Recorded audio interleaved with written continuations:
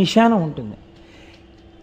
ఎప్పుడైనా మీరు చూడండి, బతికున్న కాలంలో ఏమీ తోచట్లేదు, అలా సినిమాకు పోదాం, అలా షికారుకు పోదాం, అలా వాళ్ళ ఇంటికి పోయి వాడిని బాడీ చేసేద్దాం అని చెప్పి తిరిగేవాడే తప్ప, ఏం తోచట్లేదు కాసేపు అలా శ్మశానానికి పోయిద్దాం రండి అని ఎవడైనా అంటాడేంటి? ఎవ్వరు అండవు, ఎవ్వరూ అనరు అలాగా.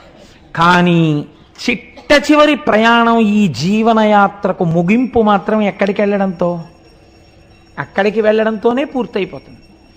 కాబట్టి ఈ వచ్చిన శరీరములు, తిరుగాడుతున్న శరీరముల యొక్క ఆఖరి యాత్ర ఎక్కడికి వెడుతుంది?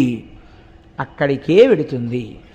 అంటే దక్షిణ దిక్కున ఏది ఉన్నది? శరీరములు కలిసిపోయేటటువంటి ప్రదేశం ఉన్నది. కాబట్టి శరీరమును చూసుకొని తాననుకున్నటువంటి వాడు ఎవడున్నాడో, ఏది నశించిపోతుందో, నశించిపోయేదానికి నాయకుడైన వాడు అనగా ఈ